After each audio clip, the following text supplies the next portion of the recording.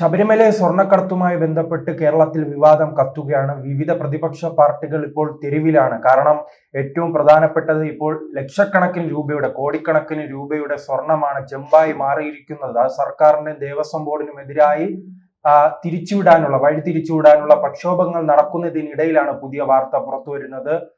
ഈ വിവാദങ്ങൾക്കിടയിൽ നരേന്ദ്രമോദി പ്രധാനമന്ത്രി ശബരിമല സന്ദർശിക്കുമെന്നത് ഇന്നലെ കോഴിക്കോട് ചേർന്ന BJPയുടെ യോഗത്തിന് ശേഷം ഒരു ചാനലിനോടാണ് BJPയുടെ സംസ്ഥാന പ്രസിഡന്റ് രാജീവ് ചന്ദ്രശേഖർ പ്രതികരിച്ചിരിക്കുന്നത്.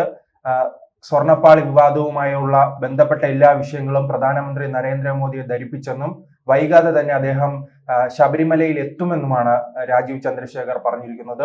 എന്തായാലും രാജീവ് ചന്ദ്രശേഖറും BJPയുമെല്ലാം ഈ സമരത്തെ വലിയ രീതിയിൽ തന്നെ ഏറ്റെടുത്തിട്ടുണ്ട്. BJPയുടെ വിവിധ കേന്ദ്രങ്ങളിൽ ഇന്നും സമരങ്ങൾ നടക്കുകയാണ്. ഇനി യുവമോർച്ചയുടെ സമരമുണ്ട്, അതോടൊപ്പം തന്നെ വിവിധ സംഘടനകളുടെ സമരമുണ്ട്. അത്തരത്തിൽ നാം 2018-19 കാലത്ത് കണ്ടത് എന്താണോ അതിന് സമാനമായ രീതിയിൽ തന്നെയാണ് കോൺഗ്രസും അതോടൊപ്പം തന്നെ BJPയും ശബരിമല വിഷയത്തെ ഉയർത്തിക്കൊണ്ടുവന്ന് CPMന് അടിക്കാനുള്ള ഒരു വടിയായി മാറ്റുന്നത്.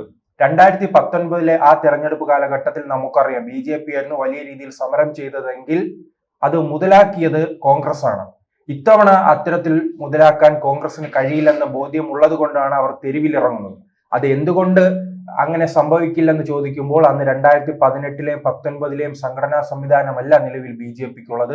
BJP അവിടെ നിന്നും വലിയ രീതിയിൽ വളരാൻ അവർക്ക് കഴിഞ്ഞിട്ടുണ്ട്. പ്രത്യേകിച്ച് തൃശ്ശൂർ അടക്കമുള്ള പുതിയ കേന്ദ്രങ്ങളിലേക്കും BJP വളരുന്നത് കഴിഞ്ഞ ലോക്സഭാ തെരഞ്ഞെടുപ്പ് കാലത്ത് നാം കണ്ടതാണ്. പല ജില്ലകളിലും അവർക്ക് തങ്ങളുടെ സ്വാധീനം വർദ്ധിപ്പിക്കാൻ കഴിഞ്ഞു. അങ്ങനെ സ്വാധീനം വർദ്ധിപ്പിച്ച് മുന്നോട്ട് പോകുമ്പോൾ ഈ പ്രശ്നം വരികയും നരേന്ദ്രമോദി ഇന്ത്യയുടെ പ്രധാനമന്ത്രി നരേന്ദ്രമോദി ശബരിമല സന്ദർശിക്കുക കൂടി ചെയ്യുകയാണെങ്കിൽ അത് വലിയ രീതിയിൽ തന്നെ BJPക്ക് ഗുണം ചെയ്യും. അദ്ദേഹത്തിന്റെ വരവ് കൊണ്ട് കേരളത്തിൽ മാറ്റങ്ങൾ വരുമോ എന്ന് പണ്ട് 2024 തിരഞ്ഞെടുപ്പിന് മുമ്പ് പലരും ചോദ്യങ്ങൾ ഉന്നയിച്ചിരുന്നു. ആ സമയം നമുക്കറിയാവുന്നതാണ്, തൃശൂർ കേന്ദ്രീകരിച്ച് ഇദ്ദേഹത്തിന്റെ നിരന്തരം സന്ദർശനം ഉണ്ടായിരുന്നു. ഈ സന്ദർശനങ്ങൾ വെറുതെയാകും, ഇദ്ദേഹത്തിന്റെ യാത്രാക്കൂലി പോലും നഷ്ടപ്പെടുകയാണെന്ന രീതിയിലുള്ള ഒരു ട്രോളുകൾ പലരും CPM അടക്കമുള്ളവർ പറഞ്ഞു. പിന്നീട് ആരുടെ പണമാണ് നഷ്ടപ്പെട്ടത്, ആർക്കാണ് തിരിച്ചടി ഉണ്ടായതെന്ന് തെരഞ്ഞെടുപ്പിന് ശേഷം മനസ്സിലായി കാണും. അങ്ങനെ ഒരു നീക്കം തന്നെയാണ് ഇനി ശബരിമലയിലും ഉണ്ടാകാൻ പോകുന്നത്. ശബരിമലയുമായി ബന്ധപ്പെട്ട് പണ്ട് 2019-18 കാലഘട്ടത്തിലും വലിയ രീതിയിൽ പ്രക്ഷോഭം ഉണ്ടായപ്പോൾ നരേന്ദ്രമോദി അന്ന് സന്ദർശിക്കുമെന്ന് പറഞ്ഞിരുന്നെങ്കിലും സുരക്ഷാ പ്രശ്നങ്ങൾ കണക്കിലെടുത്ത് അദ്ദേഹം വന്നില്ല. പക്ഷെ ഇപ്പോൾ ഇന്ത്യയുടെ രാഷ്ട്രപതി ഉൾപ്പെടെ അവിടെ കടന്നു വരികയാണ്. അത്തരത്തിൽ അത് കഴിഞ്ഞോടം തന്നെ സുരക്ഷകൾ വിലയിരുത്തി നരേന്ദ്രമോദിയും വരും. നരേന്ദ്രമോദി ഈ സാഹചര്യത്തിൽ വരുമ്പോൾ വരുന്ന 2 തെരഞ്ഞെടുപ്പുകളുണ്ട്. ആ തെരഞ്ഞെടുപ്പിൽ BJPക്ക് അത് വലിയ രീതിയിൽ ഗുണം ചെയ്യും.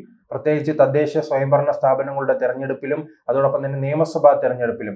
കഴിഞ്ഞ ഈ 2019-ലെ ശബരിമല പ്രക്ഷോഭവുമായി ബന്ധപ്പെട്ട് പരിശോധിക്കുകയാണെങ്കിൽ BJPക്ക് അങ്ങനെ ഒന്നും നേടാൻ കഴിഞ്ഞില്ലെന്ന് നമുക്ക് പറയാൻ കഴിയില്ല. പ്രത്യേകിച്ച് പന്തളം നഗരസഭ, കേരളത്തിൽ BJP ഭരണം നടത്തുന്ന 2 മുനിസിപ്പാലിറ്റികളെ ഉള്ളൂ. ഒന്ന് പാലക്കാടും അതോടൊപ്പം തന്നെ പന്തളവുമാണ്. പാലക്കാട് പരമ്പരാഗതപരമായി തന്നെ അവരുടെ ഒരു ശക്തി കേന്ദ്രമാണ്. മറിച്ച് പന്തളത്തിലേക്ക് അധികാരത്തിൽ വന്നത് അത് ഈ ശബരിമല പ്രക്ഷോഭവുമായി ബന്ധപ്പെട്ടാണ്. എല്ലാ ശബരിമല പ്രക്ഷോഭത്തിന്റെയും എല്ലാത്തിന്റെയും തുടക്കം പന്തളമാണല്ലോ. ആ പന്തളത്തിൽ അധികാരം പിടിച്ചത് ഈ പ്രക്ഷോഭത്തിന്റെ ഫലമായി തന്നെയാണ്. അപ്പോൾ വീണ്ടും ഈ പ്രശ്നം ഉയർത്തുന്നതിലൂടെ തന്നെ പത്തനംതിട്ടയും പ്രത്യേകിച്ച് തെക്കൻ കേരളത്തിലേക്കും അവർക്ക് കൂടുതൽ സ്ഥലങ്ങളിലേക്ക് വിജയിച്ചു കയറാൻ കഴിയും. ഇത് തന്നെയായിരിക്കും നിയമസഭാ തെരഞ്ഞെടുപ്പിൽ സംഭവിക്കുക. പത്തനംതിട്ടയിലെല്ലാം കോന്നി അടക്കമുള്ള സ്ഥലങ്ങളിൽ BJPക്ക് വലിയ മുന്നേറ്റം ഉണ്ടാക്കാൻ കഴിയുമെന്ന ധാരണ ഉള്ളത് കൊണ്ട് തന്നെയാണ് രാജീവ് ചന്ദ്രശേഖർ ഇത്തരം ഒരു വെളിപ്പെടുത്തൽ നടത്തുകയും നരേന്ദ്രമോദി കേരളം സന്ദർശിക്കുമെന്നും പറയുന്നത്. അതോടൊപ്പം തന്നെ അദ്ദേഹം പല കാര്യങ്ങളും പറയുന്നുണ്ട്. ഈ ശബരിമല പ്രശ്നവുമായി ബന്ധപ്പെട്ട് വലിയ രീതിയിലുള്ള പ്രക്ഷോഭങ്ങൾ വരും ദിവസങ്ങളിൽ നടപ്പിലാക്കുമെന്ന് അദ്ദേഹം വ്യക്തമായി തന്നെ പറയുകയാണ്. ഈ സമയം തന്നെയാണ് കോൺഗ്രസിനും മുതലെടുക്കാൻ കഴിയുന്നത്. കോൺഗ്രസ് നമുക്കറിയാം കഴിഞ്ഞ ലോക്സഭാ തെരഞ്ഞെടുപ്പിന് ശേഷം വലിയ രീതിയിലുള്ള വിജയപ്രതീക്ഷയോടെ മുന്നോട്ട് പോയിരുന്നു. അവർ താരതമ്യം ചെയ്യുകയാണ്, ലോക്സഭയും നിയമസഭയും തമ്മിൽ താരതമ്യം ചെയ്യുകയാണെങ്കിൽ 100 സീറ്റിലധികമായിരുന്നു അവരുടെ അന്നുള്ള വിജയം. ആ വിജയം തന്നെ ആവർത്തിക്കുമെന്ന് VD സതീശൻ പലതവണ ആവർത്തിക്കുകയുണ്ടായി. VD സതീശൻ പറയുകയായിരുന്നല്ലോ 100 സീറ്റിൽ തങ്ങൾ വിജയിക്കുമെന്ന്. ആ 100 സീറ്റിലെ വിജയപ്രതീക്ഷയുമായി നിൽക്കുമ്പോഴാണ് രാഹുൽ മാങ്കൂട്ടം പ്രശ്നവും മുഖ്യമന്ത്രി സ്ഥാനവും ചൊല്ലിയുള്ള തർക്കം, ആരാണ് മുഖ്യമന്ത്രി സ്ഥാനാർത്ഥി എന്ന രീതിയിലുള്ള തർക്കവും, അതിൽ ഏറ്റവും വലിയ പ്രതിസന്ധിയായി മാറിയിട്ടുള്ളത് ഏതാണ്? രാഹുൽ മാങ്കൂട്ടത്തിന്റെ പ്രശ്നമാണ്. കോൺഗ്രസിന്റെ എത്ര നേതാക്കൾ സമരപഥത്തിലുണ്ട് ഈ 10 വർഷം പരിശോധിച്ചാൽ? പിണറായി സർക്കാർ അധികാരത്തിലെത്തി 9 വർഷം പരിശോധിച്ചാൽ എത്ര നേതാക്കൾ കോൺഗ്രസിന് വേണ്ടി തെരുവിലിറങ്ങി സമരം ചെയ്തിട്ടുണ്ട്? മറിച്ച് സമരപഥത്തിൽ ഉണ്ടായിരുന്നതും CPM-നെതിരെയും LDF-നെതിരെയും നിരന്തരം സമരം ചെയ്തതും യൂത്ത് കോൺഗ്രസ്സാണ്. ആ യൂത്ത് കോൺഗ്രസിന്റെ നേതാവിനെ തന്നെ ഒതുക്കുവാൻ, പൂർണ്ണമായി തന്നെ ഇല്ലായ്മ ചെയ്യാൻ CPM-ന് കഴിഞ്ഞു. രാഹുൽ മാങ്കൂട്ടത്തെ പൂർണ്ണമായി തന്നെ തുടച്ചു നീക്കിയില്ല. അദ്ദേഹം 1 മാസത്തിലധികമാണ് തന്റെ വീട്ടിനുള്ളിൽ നിന്ന് പുറത്തിറങ്ങാത്ത സാഹചര്യം ഉണ്ടായത്. അപ്പോൾ ആ സാഹചര്യം നോക്കൂ. കേരളത്തിലെ ഒരു പ്രധാനപ്പെട്ട സമര സംഘടനയുടെ നേതാവ് 1 മാസമായി പുറത്തിറങ്ങിയിട്ട്, അതിനുശേഷം അദ്ദേഹം പാലക്കാട് എത്തിയിട്ട് അവിടെയും അദ്ദേഹം രാഷ്ട്രീയ വനവാസത്തിലാണ്. അങ്ങനെ എല്ലാ സർക്കാർ പരിപാടികളിൽ അദ്ദേഹത്തെ പങ്കെടുപ്പിക്കാറില്ല. കോൺഗ്രസുമായി കൂടുതൽ ധാരണയുമായി മുന്നോട്ട് പോകാൻ കഴിയില്ല. കാരണം കോൺഗ്രസ്സുകാർ അദ്ദേഹത്തെ പുറത്താക്കിയിരിക്കുകയാണല്ലോ. അപ്പോൾ എല്ലായിടത്തും കോൺഗ്രസിന്റെ കൈപ്പത്തി ചിഹ്നവുമായി പോയാൽ ഈ പെണ്ണുപിടിയനെയാണോ നിങ്ങൾ അംഗീകരിക്കുന്നത് എന്ന് ചോദ്യം വരില്ലോ. ചോദ്യം ജനങ്ങളുടെ ഭാഗത്തു നിന്നും ഉണ്ടാകും. അത് ഭയന്നാണല്ലോ പുറത്താക്കുകയും ഇപ്പോൾ വലിയ പരിഗണന അദ്ദേഹത്തിന് നൽകുന്നില്ല. പക്ഷെ ഈ അവസരം അങ്ങനെ പിന്നീട് അവർ അയ്യപ്പ സംഗമം നടത്തുന്നു, ഹിന്ദു വോട്ടുകൾ തങ്ങളിലേക്ക് അടുപ്പിക്കാൻ ശ്രമിക്കുന്നു. എന്തിനേറെ പറയുന്നു, മോഹൻലാലിന് അവാർഡ് ലഭിച്ചപ്പോൾ മോഹൻലാലിന്റെ ചെറിയ ഫോട്ടോയും പിണറായി വിജയന്റെ വലിയ ഫോട്ടോയുമാണ്. ആ ഫ്ലെക്സുകൾ പരിശോധിച്ചാൽ നമുക്കറിയാം ആർക്കാണ് അഭിനയത്തിനുള്ള അവാർഡ് ലഭിച്ചതെന്ന് സംശയം തോന്നും. പിണറായി വിജയനാണോ അതോ മോഹൻലാലിനാണോ എന്നൊരു സംശയം നമുക്ക് തോന്നുന്ന രീതിയിലേക്കുള്ള ചിത്രങ്ങളായിരുന്നു ആ ലാൽ സലാമുമായി ബന്ധപ്പെട്ടുണ്ടായിരുന്നത്.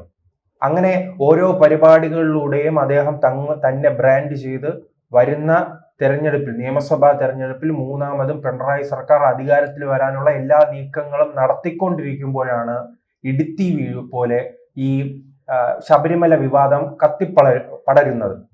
പ്രത്യേകിച്ച് സ്വർണ്ണപ്പാളി, അതോടൊപ്പം തന്നെ ഈ ഉണ്ണികൃഷ്ണൻ പോറ്റിയുമായി CPM നേതാക്കൾക്കുള്ള ബന്ധം, ദേവസ്വം ബോർഡിനുള്ള ബന്ധം, ദേവസ്വം ബോർഡ് ഇത്രയും വലിയ തട്ടിപ്പ് നടന്നിട്ടും എന്തുകൊണ്ട് അറിഞ്ഞില്ലെന്നുള്ള ചോദ്യം, ഈ പ്രശ്നത്തിലെല്ലാം കൃത്യമായി ഇടപെടുന്ന ഹൈക്കോടതിയുടെ നീക്കങ്ങൾ, അന്വേഷണ സംഘത്തിന്റെ നീക്കങ്ങൾ, അങ്ങനെ വലിയ പ്രതിസന്ധിയാണ് ഈ ശബരിമലയുമായി ബന്ധപ്പെട്ട് ഒരു ഇടക്കാലത്ത് പരിശോധിച്ചാൽ ഇത്രയും വലിയ പ്രതിസന്ധിയിലേക്ക് CPM-നെ കൊണ്ടെത്തിച്ച മറ്റൊരു സംഭവമില്ല. അങ്ങനൊരു സംഭവം നിൽക്കുമ്പോൾ കൃത്യമായി തന്നെ കോൺഗ്രസിനും BJP-ക്കും ഇടപെടാൻ കഴിഞ്ഞാൽ വരുന്ന 2 തെരഞ്ഞെടുപ്പുകളിലും അവർക്ക് മുന്നേറ്റം ഉണ്ടാക്കാൻ കഴിയും. കാരണം CPM-നെ വലിയ രീതിയിൽ പ്രതിരോധത്തിലാക്കും. പ്രത്യേകിച്ച് നമുക്കറിയാം, ഉത്തരേന്ത്യയിലാണെങ്കിൽ രാമൻ, തമിഴ്നാട്ടിലാണെങ്കിൽ മുരുകൻ, കേരളത്തിലാണെങ്കിൽ അയ്യപ്പൻ. ആ രീതിയിലേക്ക് മാറുകയാണല്ലോ രാഷ്ട്രീയം. അത് തന്നെയാണ് നാം 2019 തെരഞ്ഞെടുപ്പിൽ കണ്ടത്. യുവതീ പ്രവേശനവുമായി ബന്ധപ്പെട്ട്, സ്ത്രീ പ്രവേശനവുമായി ബന്ധപ്പെട്ട് ഈ CPM-ന് ലഭിച്ചത് 1 സീറ്റാണ്. CPM പോലും ഇത്രയും വലിയ തിരിച്ചടി കരുതിയിരുന്നില്ല. ആ 1 സീറ്റ് ലഭിച്ചത് അതും ചെറിയൊരു വോട്ടിന് മാത്രമാണ് അന്ന് വിജയിക്കാൻ കഴിഞ്ഞത്. അന്ന് പരാജയപ്പെട്ടതാണ്. ഇപ്പോഴും കരകയറിയിട്ടില്ല. ഇപ്പോഴും ഒരു തരിയാണല്ലോ. 2019 ഒരു കനലൊരു തരിയായി മാറി, 2024 കനലൊരു തരിയായി മാറി. ഈ തെരഞ്ഞെടുപ്പിൽ ജയിച്ചത് അത് CPM-നേക്കാൾ രാധാകൃഷ്ണൻ എന്ന വ്യക്തിയുടെ വിജയമാണ്. ആലത്തൂരിൽ അദ്ദേഹത്തിന് ഉണ്ടാകുന്ന ഒരു സ്വാധീനമുണ്ടല്ലോ, കർഷകർക്കിടയിൽ ഉണ്ടാകുന്ന സ്വാധീനം, സാധാരണ ജനങ്ങൾക്കിടയിൽ ഉണ്ടാകുന്ന സ്വാധീനം ഉപയോഗിച്ചാണ് അദ്ദേഹം വിജയിച്ചത്. അല്ലെങ്കിൽ അവിടെയും പൂജ്യമാകുമായിരുന്നു. കഴിഞ്ഞ തവണ കനലൊരു തരിയെങ്കിലും ഉണ്ടായിരുന്നെങ്കിൽ ഈ തെരഞ്ഞെടുപ്പിൽ 0 സീറ്റിലേക്ക് പോകുമായിരുന്നു CPM. അന്ന് തുടങ്ങിയ തകർച്ചയാണ്. ആ വിഷയം തന്നെയാണ് വീണ്ടും ഒരു ശബരിമല ഉയർന്നു വരികയാണ്. ഇത് കൃത്യമായി മുതലാക്കാൻ കഴിഞ്ഞാൽ 2 പാർട്ടികൾക്കും വലിയ ഉയർച്ച ഉണ്ടാകും.